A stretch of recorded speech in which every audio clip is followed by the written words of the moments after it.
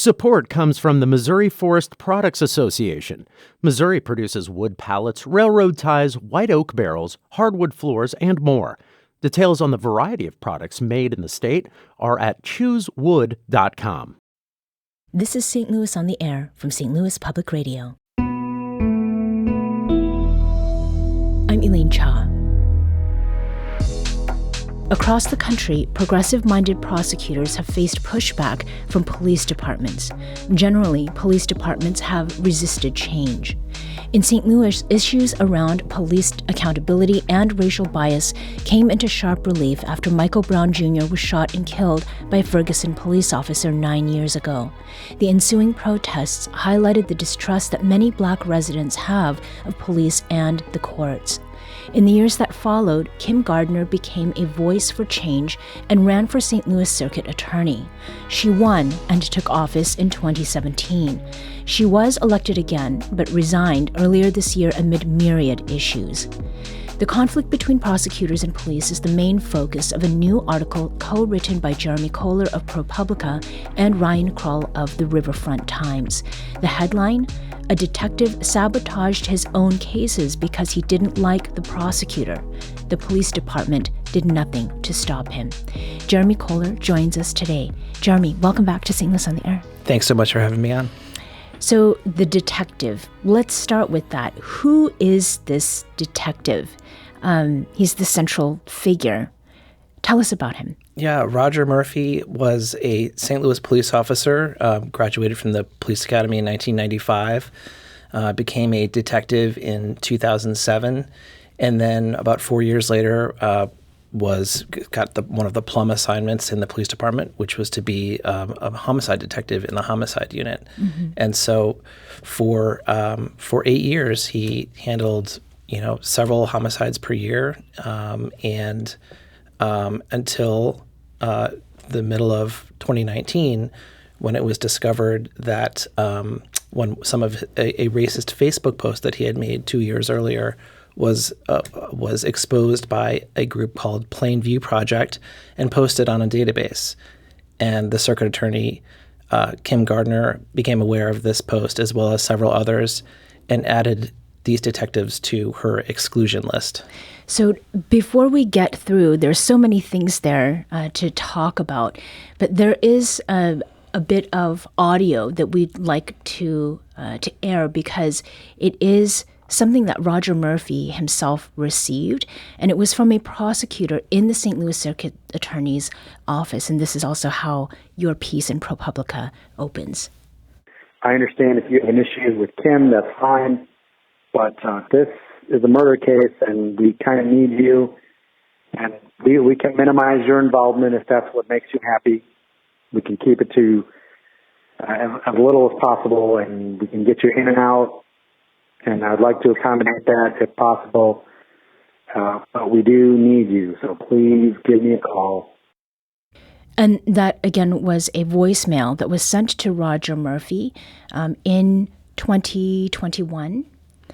Now, this voicemail, it sounds like there's some placating happening.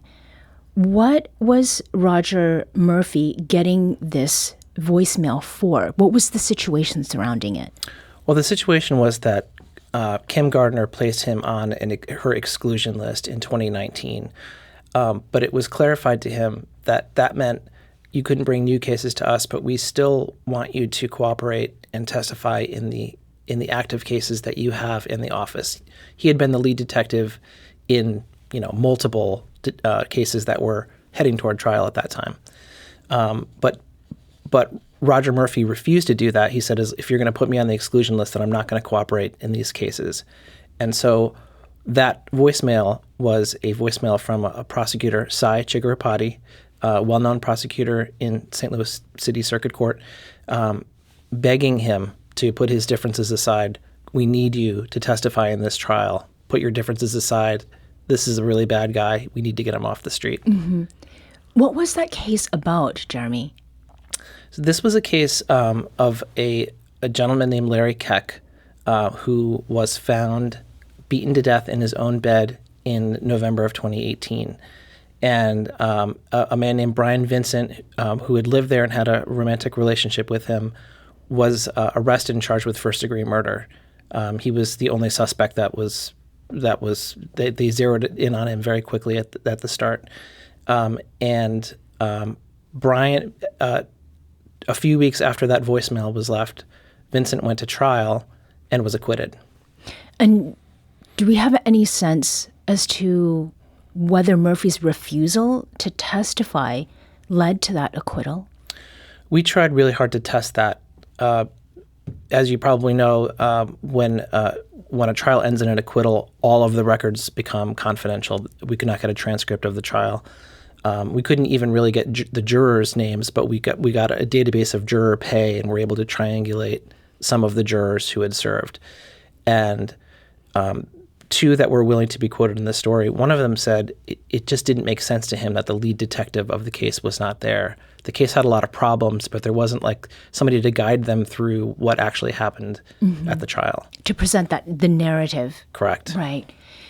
Now, one of the things with this story that really stood out, I mean, first of all, in the title of it, it starts with a detective, which is part of the reason we're beginning with that now. But the story paints a picture or portrait of Roger Murphy. What was the overall impression of Murphy that you and your co-author, Ryan Krull, wanted people to get before sort of diving into the meat of the story? Well, Roger really saw himself as this righteous renegade. He likened himself to the tank man in Tiananmen Square standing in front of a column of communist tanks. He really feels that he did something right. In fact, he read the story yesterday and texted me to say, "Great job." Yes. His viewpoint came across loud and clear in the story. And I think what we wanted to get across was that he was allowed to do this in the police department. He was this, they have an internal charge called conduct unbecoming. He was never charged with that. For 2 years, he continued to work. He was moved out of homicide, but he continued to work in the department, handling cases, was actually moved back to the South Patrol Detective Bureau, investigated cases that the department would have known would not go forward. Mm-hmm. So he was good at investigative work, right? I came away, I listened, thanks to Roger, who provided us with all of this great material for our story. I was able to listen to his interrogations, and he is very thorough. And when you look back on some of the cases he handled, I talked to people in the community who had dealt with him, who had nothing but great things to say about him. He was thorough, he was kind, he was fair, and so you match that up against an officer who's willing to have people, walk on these cases that he had arrested. Mm-hmm. And that was because of some interpersonal tension and conflict, right? I mean, at what point in his career did that turn sort of happen? And one of the things that is in this piece too is that he was somewhat temperamental, that he didn't necessarily get along well with others, that he had accused colleagues of, taking things from his desk. So how did the interpersonal tension part of it sort of play into the turn that his career took? Roger, as near as I can tell, Roger Murphy started to get really uncomfortable during the time period that we had in St. Louis, where there were a lot of street protests about police brutality, and he was making a lot of comments in the office about this. He made a lot of comments about Bruce Franks.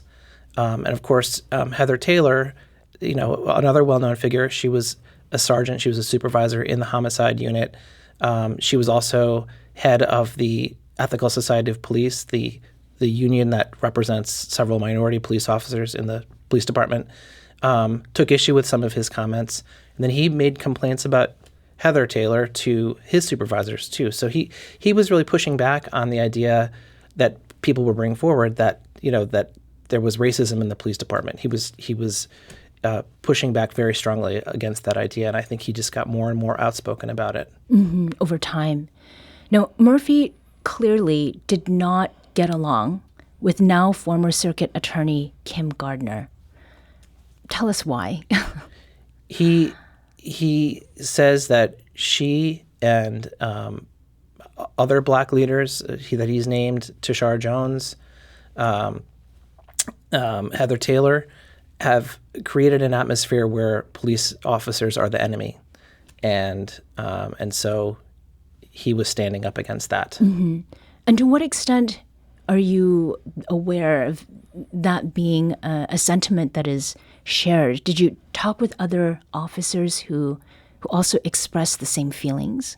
Yeah, that has been a widespread sentiment among St. Louis police for pretty much the entire tenure of Kim Gardner's career here, and that she was against them. Right, and even before that, because there was a couple of years before Kim Gardner was elected to circuit attorney.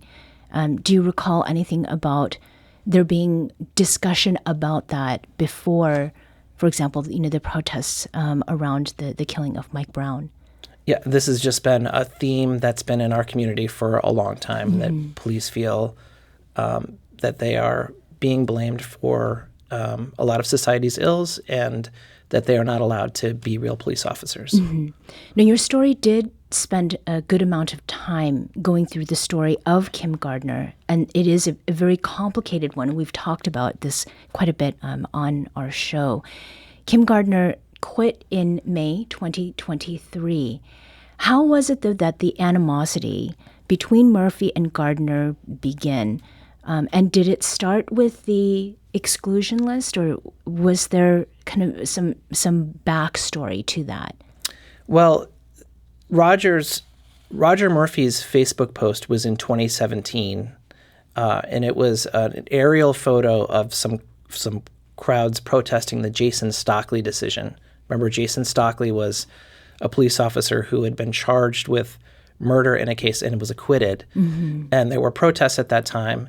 And Roger Murphy's Facebook post said, referred to the protesters as supporting a thug, and also referred to Kim Gardner using kind of a rap name, Kimmy G. And this was placed then 2 years later on the Plainview Project website, and that's what presumably got it to Kim Gardner's attention. So his comments had dated back at least 2 years before the exclusion list existed. Right. Now, then in 2019, that is when Kim Gardner added Murphy to a list of officers who would not be allowed to apply for criminal charges. So you talked about the social media posts. That list itself, how many other names were on it? How big was it?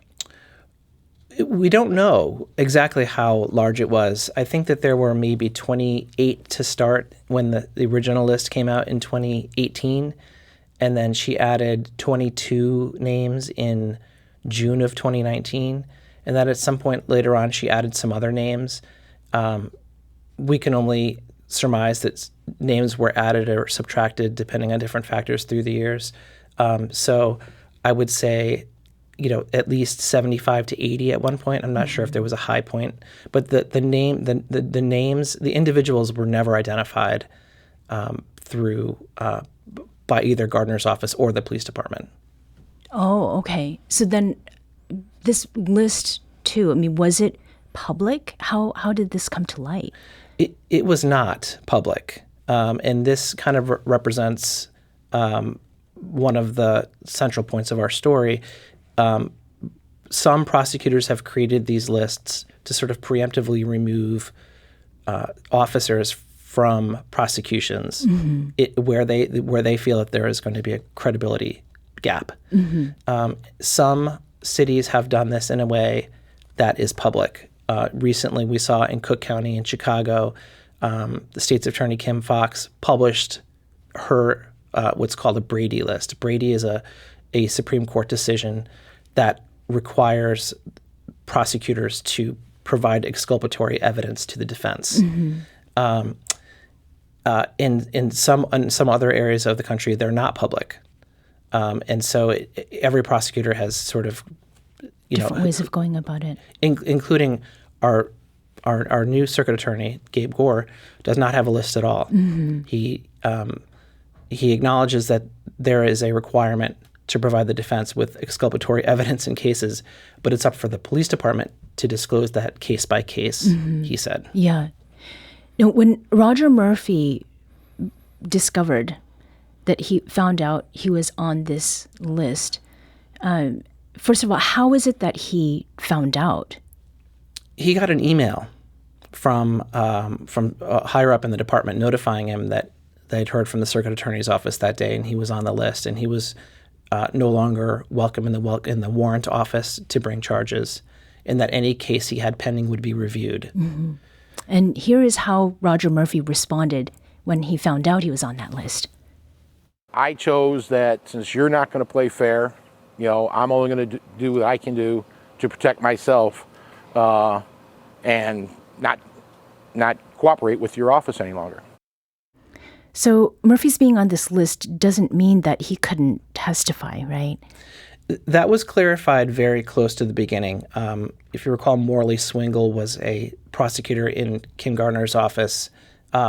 He reached out to Rachel Smith, who was an officer in Kim Gardner's office, and clarified that they did want that he was not on the bad tier of the list, and that they did need him to testify in his pending cases.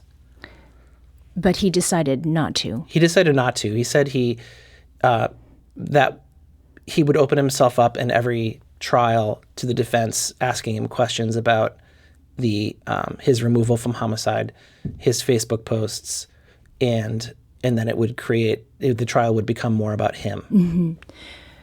If we step away from him, more broadly speaking, what were the effects of this exclusion list, Jeremy? More broadly than him, I don't know. And that's, I don't have x-ray vision into the police department and the circuit attorney's office. And I don't think the public really realizes how closed the system is. You can't get records of active police investigations. You can't get the records if someone's been acquitted or if someone has been, if they drop charges against someone. All these become sealed files. We tried to get the transcript in the Brian Vincent trial. That became a closed record.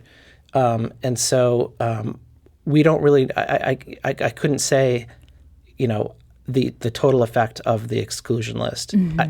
2 years before I started working on this story, I tried very hard to get a copy of the exclusion list to find out what was happening with those officers. If there are 80 officers and the department's saying that they had 950 active officers and they had 80-something excluded, then what were they doing? Yeah.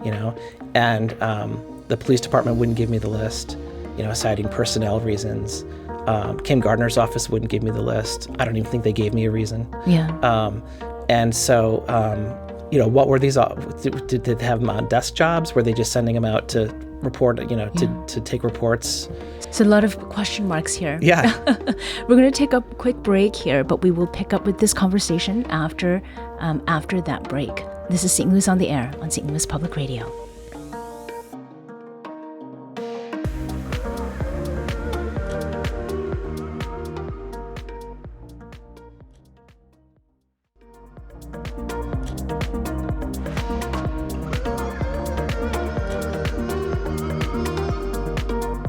Welcome back. So before the break, we were talking about questions, what did happen, what didn't happen, who was doing what.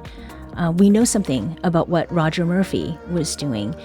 With Roger Murphy on this exclusion list, here's what he said his workdays consisted of. I'd come in at 6 o'clock in the evening and I'd watch Amazon Prime, or I'd watch Netflix, or I'd watch Hulu or whatever. You're paying me at that time $61,000 a year plus benefits to sit there and watch TV. So, Jeremy, did Murphy seem proud of the way he conducted himself when you talked with him? Yeah, he felt like he was right. The time that he was streaming movies on Amazon Prime was the summer of 19, when he had been placed on the exclusion list, but he was still in homicide. And the homicide commanders he couldn't, he couldn't be involved in any active case at that point because it would complicate any case. And so they didn't really know what to do with him. And so for those few months, according to Roger Murphy, he would come to work and stream movies. Mm-hmm. And he was transferred, right? He was transferred out to a district. It's not a demotion in St. Louis City. Detectives are essentially the rank of patrol, and so when you're not a detective, if you're sent to patrol, you're just a police officer. Mm-hmm. But he was issued a regular uniform, and he had a partner, and he would responding to radio calls in the first district. Yeah, I mean, why isn't it that the police department, why didn't they reprimand him? I mean, isn't testifying part of a detective's job? I would love it if the police department would answer that question. I don't know the answer to that. Mm-hmm. And you've asked more than once, right? they just did not respond to me. So, insofar as how Murphy was doing this, either watching things just to pass the time, and then actively not testifying, what was the scale of Murphy's so-called sabotage? How many cases are we talking about here? There were 9 cases that he refused to testify in, we talked about the Brian Vincent case that ended in an acquittal. There were a number that ended in plea deals, and the story talks about, we talked to the prosecutors involved in those plea deals, and they say their hands were tied. Mm-hmm. They could subpoena Roger Murphy into court, even get a body attachment, make him come to court. But then the jury sees a very unhappy witness who doesn't remember, he says he's going to not remember anything when you bring him there. And so that would probably torpedo the trial. Mm-hmm. So they didn't do that. What they tried to do was make plea agreements in a number of these cases. Mm-hmm. And in fairness, not all of these people may have been convicted of first-degree murder. We don't know what would have happened. They could have gone to trial and been acquitted. They could have dropped charges. They could have pled down to other charges, based on other factors. Yeah. In fact, there were other factors in all of these cases, but in at least the cases that we talked about, the prosecutor said, taking this case to court would have been like playing chicken. Mm-hmm.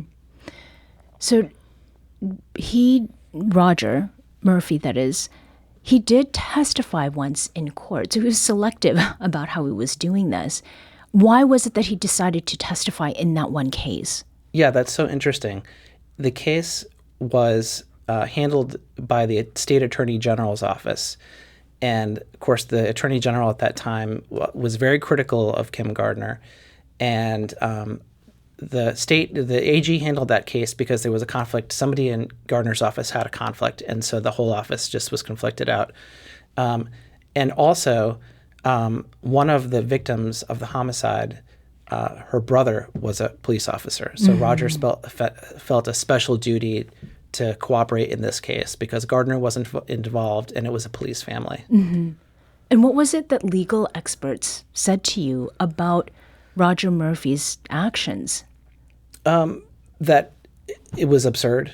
That his reasoning was, that he took an oath to protect the public and violated that oath. Mm-hmm.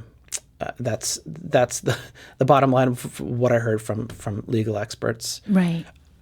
I did speak with one who said he could understand why an officer who was placed on the exclusion list and was branded as a racist would not want to cooperate. Mm-hmm. But he said the police department should have made him cooperate. Right. Or the circuit attorney should have subpoenaed him into court mm-hmm. and made him testify.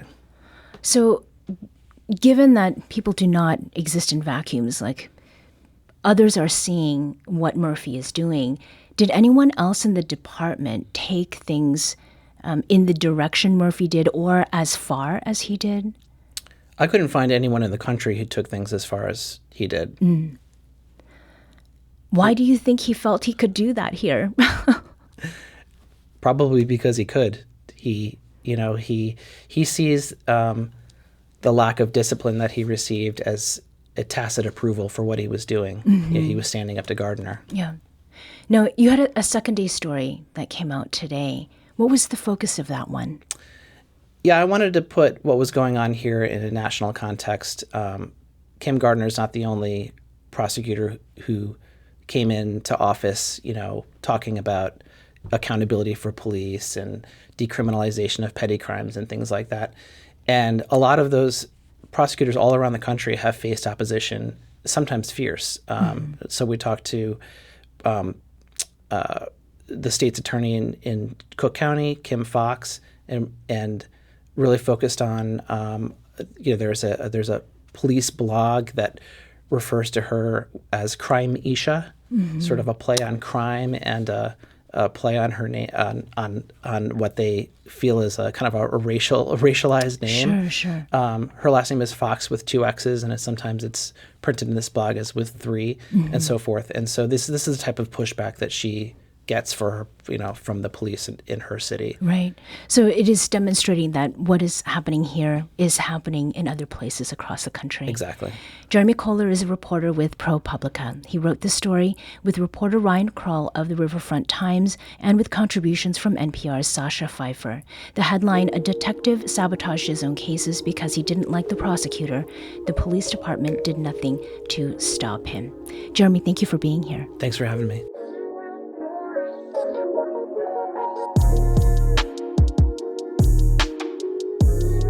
Today's episode was produced by our executive producer, Alex Hoyer. Audio engineering and podcast design by Aaron Dorr. St. Louis on the Air is a production of St. Louis Public Radio. Understanding starts here. St. Louis on the Air proudly supports local artists by using music from Life Creative Group.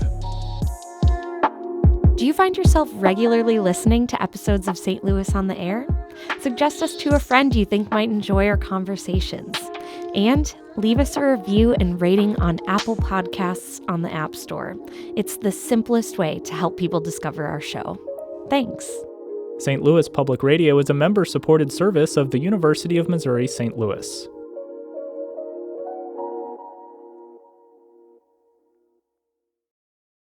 Support comes from the Missouri Forest Products Association.